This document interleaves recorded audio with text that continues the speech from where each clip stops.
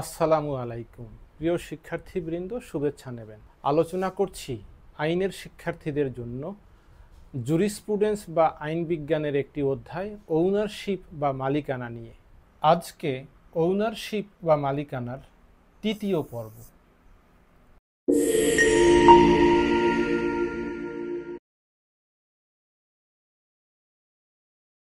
আমরা ওনারশিপ বা মালিকানার ইতোমধ্যে প্রথম ও দ্বিতীয় লেকচার আলোচনা করেছি।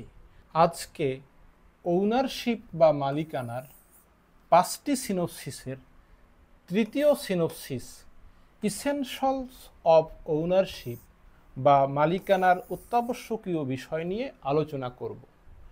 যারা আমাদের প্রথম ও দ্বিতীয় লেকচার এখনও দেখেননি তারা চাইলে আমাদের ইউটিউব চ্যানেল আরিফস লিগ্যাল ভিউয়ের প্লে স্টোর থেকে ভিডিওগুলো দেখতে পারেন। ওনারশিপের ইসেনশিয়ালস বা অত্যাবশ্যকীয় বিষয়সমূহ মূলত আমরা যে আমাদের দ্বিতীয় লেকচারে ডেফিনেশনসগুলো আলোচনা করেছি সেখান থেকেই উদ্ভব হয়েছে বা সেখান থেকেই আমরা নিয়েছি। এ কারণে আপনাদের কাছে কিছু আলোচনা এই লেকচারের পুনরাবৃত্তি মনে হতে পারে, তবে সে বিষয়গুলো খুবই অল্প পরিসরে। আমরা এখন দেখব যে এই ইসেনশিয়ালস অব ওনারশিপগুলো কোথা থেকে পেয়েছি। বলছে upon analysing the various definitions of ownership, ওনারশিপের যে বিভিন্ন সংজ্ঞাকে আমরা বিশ্লেষণ করেছি, the following essentials of ownership can be derived, আমরা এখন যে অত্যাবশ্যকীয় বিষয়গুলো আলোচনা করব সেগুলো আমরা এখান থেকে পেতে পারি। এখানে বলে রাখি এই আলোচনাগুলো মূলত যেহেতু আইনের শিক্ষার্থীরাই বেশি দেখবেন, এ কারণে আপনাদেরকে বলছি যদি পরীক্ষায় ইসেনশিয়ালস অফ ওনারশিপ আসে সেক্ষেত্রেও এই প্রশ্নের উত্তর আপনারা লিখতে পারবেন।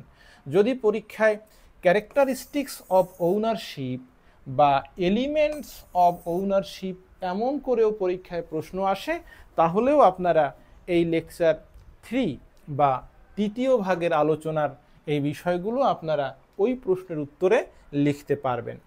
তাহলে সহজ করে বলতে পারি ইসেনশিয়ালস, ক্যারেক্টারিস্টিক্স এবং এলিমেন্টস এগুলো মোটামুটি একই বিষয় উত্তর হিসেবে লেখা যায়।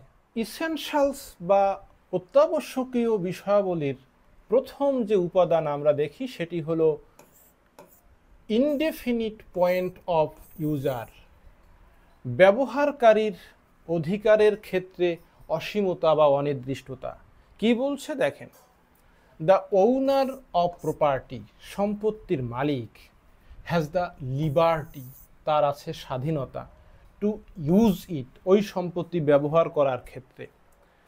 Others have the duty to not to use it, অর্থাৎ ওই সম্পত্তির মালিক ছাড়া অন্য যারাই আছে তাদের দায়িত্ব হলো মালিকের ইচ্ছার বিরুদ্ধে ওই সম্পত্তি ব্যবহার না করা, and not to interfere with the owners right to use it, অর্থাৎ ওই সম্পত্তি ব্যবহার করার ক্ষেত্রে যিনি মালিক তার অধিকারে কোনো হস্তক্ষেপ না করা। তাহলে আমরা যদি দেখি যে আমাদের এই ইসেনশিয়ালের মধ্যে ইনডিফিনিট পয়েন্টস অফ ইউজারে যদি আমরা দেখতে পাই তাহলে দেখব একজন মালিক যিনি সম্পত্তির অধিকারী বা মালিকানা আছে তিনি তার সম্পত্তি ব্যবহার করার ক্ষেত্রে স্বাধীনতা ভোগ করবেন, তার লিবার্টি থাকবে।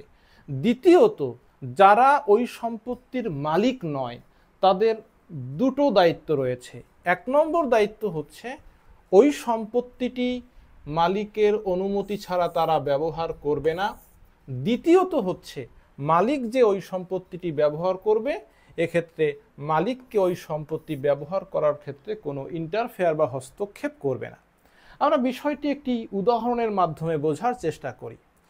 বলছে if a person owns a piece of land, যদি একজন ব্যক্তি একখণ্ড জমির মালিকানা অর্জন করে, he may build a house on it, তিনি চাইলে ওই জমিতে একটি ঘর তৈরি করতে পারেন।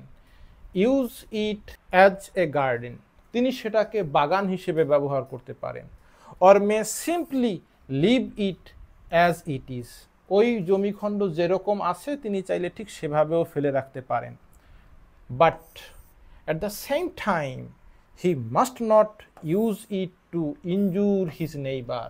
তবে তার স্বাধীনতা থাকবে, কিন্তু সেই স্বাধীনতার ক্ষেত্রে ওই সম্পত্তি ব্যবহারের মাধ্যমে তিনি তার নেইবার বা প্রতিবেশীকে ক্ষতিগ্রস্ত করতে পারবেন না, ইনজুর করতে পারবেন না।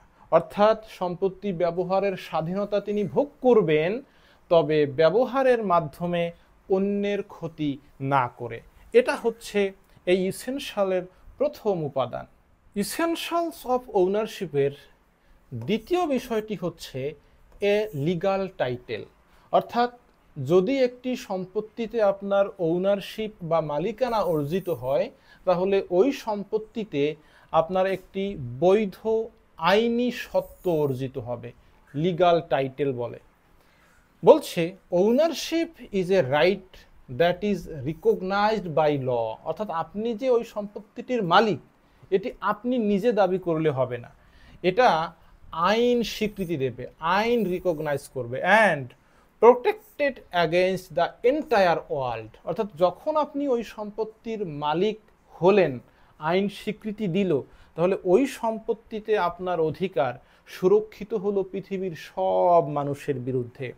বলছে দেখেন, ইট সিগনিফাইজ দ্যাট, এটা নির্দেশ করে, অর্থাৎ এটা বলতে ওনারশিপকে বোঝাচ্ছে। ওনারশিপ নির্দেশ করে the owner is legally acknowledged as the person entitled to control, manage and the deal with the property going beyond mere physical possession। অর্থাৎ যখন আইন আপনাকে একটি সম্পত্তির মালিক হিসেবে স্বীকৃতি দিয়েছে, আপনি যে শুধুমাত্র তার উপর দখল বা পজেশন থাকবে বিষয়টি এমন নয়। আপনি কি পারবেন? ওই সম্পত্তি আপনি নিয়ন্ত্রণ করতে পারবেন, ম্যানেজ বা ব্যবস্থাপনা করতে পারবেন, অ্যান্ড ডিল উইথ, ওই সম্পত্তি নিয়ে আপনি অন্য কারো সাথে বিভিন্ন বিষয়ে চুক্তিতে উপনীত হতে পারবেন। অর্থাৎ একটি সম্পত্তিতে যখন আপনার টাইটেল বা সত্ত্বটি লিগাল টাইটেল হবে, তখন সেই সম্পত্তির উপর আপনার যে অধিকার প্রতিষ্ঠিত হবে, সে অধিকার প্রতিষ্ঠিত হবে পৃথিবীর সব মানুষের বিরুদ্ধে। সব মানুষের বিরুদ্ধে ওই অধিকার আপনার প্রোটেক্টেড বা সুরক্ষিত থাকবে, এবং ওই সম্পত্তি আপনি চাইলে নিয়ন্ত্রণ করতে পারবেন, ব্যবস্থাপনা করতে পারবেন। ডিল উইথ দ্য প্রপার্টি বলতে ওই সম্পত্তি আপনি কারো সাথে বিভিন্ন চুক্তির মাধ্যমে ব্যবহার করার অধিকার দিতে পারবেন। এর মানে এই নয় যে ওই সম্পত্তি শুধুমাত্র বস্তুগতভাবে বা আকৃতিগতভাবে শুধু আপনার দখলে রাখতে পারবেন। শুধু তো দখলে রাখতে পারবেনই, এর বাইরে আপনার এই অধিকারের কারণে সম্পত্তি নিয়ে আইনের ভেতরে থেকে, আইনের সীমাবদ্ধতা সাপেক্ষে যে কোনোভাবে ওই সম্পত্তি আপনি ব্যবহার করতে পারবেন।